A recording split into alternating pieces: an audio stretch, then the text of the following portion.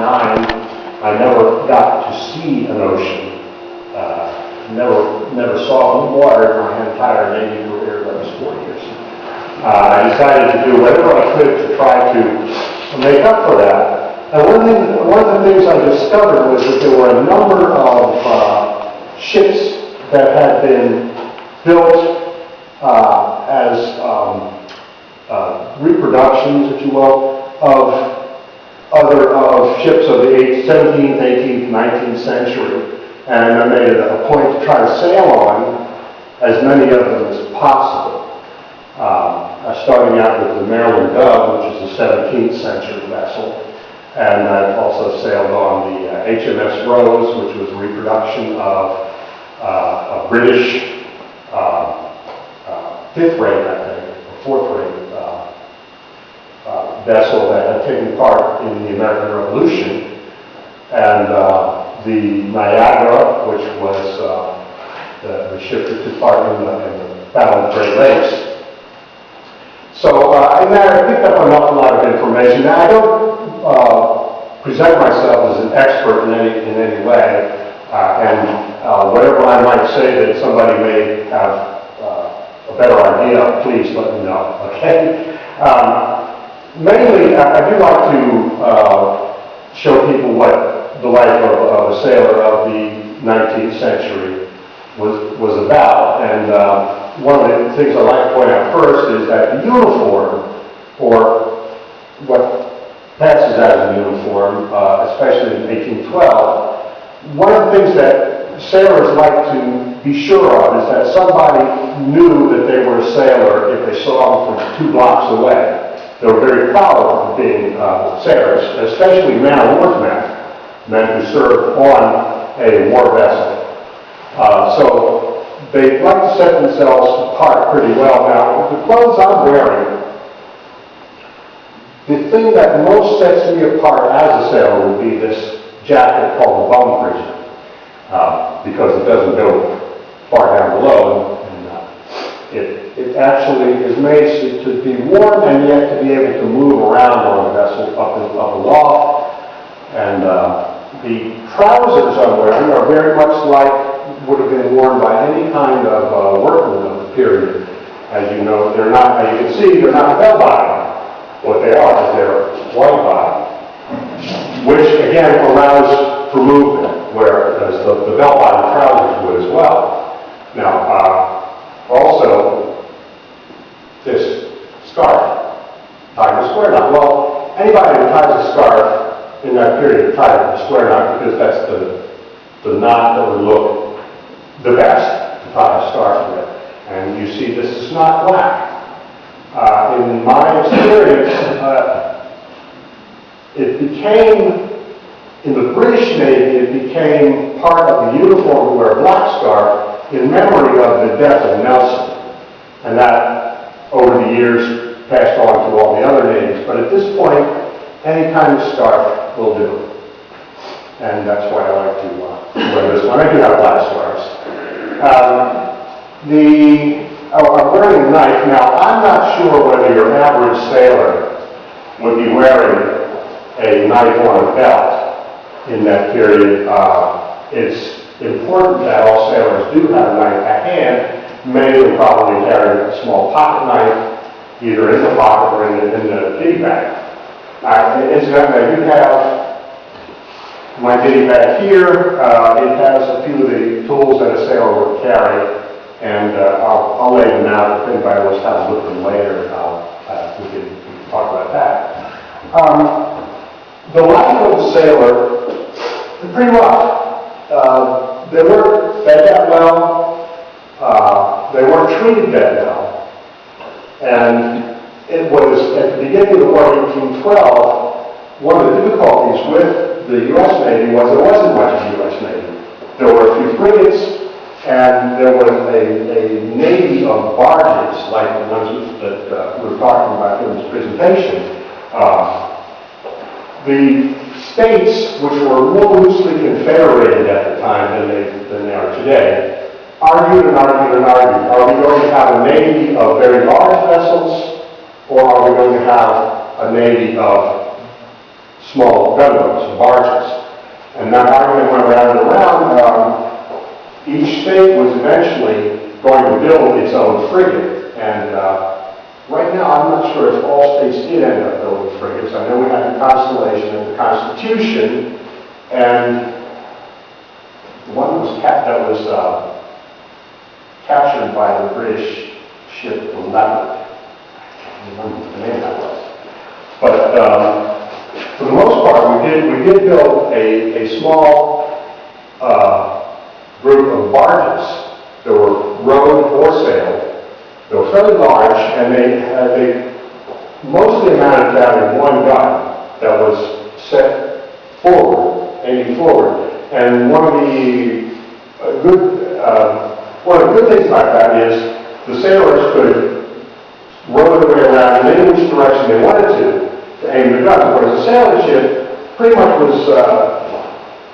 was at the mercy of the winds, which way they would aim their guns. So the thought was that a dozen barges could converge on a much larger enemy vessel, but could get the advantage of being able to aim a lot of guns at that vessel. Commodore Barney's barge navy eventually was bottled up by the British on the Maryland side, and they burned their barges and went ashore and took part in the battle to defend D.C. And, I'm sorry? Bladensburg, thank you. Of all the militias and units that stood fast against the British in that battle of Bladensburg, Barney's sailors accounted themselves pretty well. I don't carry any weapons with me because actually the sailors on a vessel like that weren't trusted with weapons. When it comes to a battle, the sailors would be given weapons to defend their ship or to board the enemy ship. Those weapons would have consisted of some muskets, blunderbusses, pistols, mortar pipes, and that sort of thing, cutlasses. When the battle was over, those would be returned to the arms locker. In a naval fight between two relatively equal vessels, the object was not to sink the enemy vessel so much as it would be to either disable it or to make it appear that the ship was about to be disabled badly enough so whereas the commander of that vessel would then strike the colors rather than have his crews shot up and wiped out. One of the ways to disable an enemy vessel would be to shoot out the rigging to the point where the ship would lose its ability to maneuver, and then you would be able to lay your vessel across the nose of that ship, crossing the key it's called, whereas all of your guns on one side would be aimed straight down, raking fire it's called, down the enemy vessel. In which case it would be a real smart of that commander to go ahead and strike the colors, because it really didn't have a chance. It would be sheer butchery otherwise.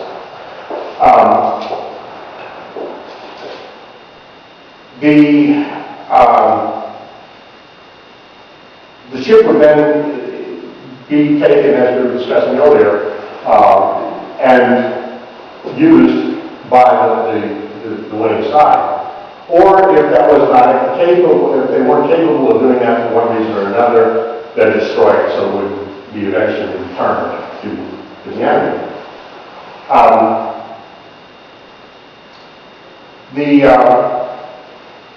The life of 1812 sailor when he's not fighting is pretty much boring, really. They'd have to watch on watch kind of thing where one part of the crew would be at work, taking care of the sails, keeping the ship going, where the other side would be lying below and resting, or in the daytime doing other work. Sailors didn't get a lot of sleep that way. And then, of course, the object of a sailor's life would be, when there was an opportunity to do so, to get whatever sleep you could catch from time to time. The crews were divided into port starboard, for the watch was safe, and then subdivided into messes. Pretty much the crew, the part of the crew that you would get to know best would be your messmates. They were the ones you saw most of your work with, you rested with, and probably even went ashore with.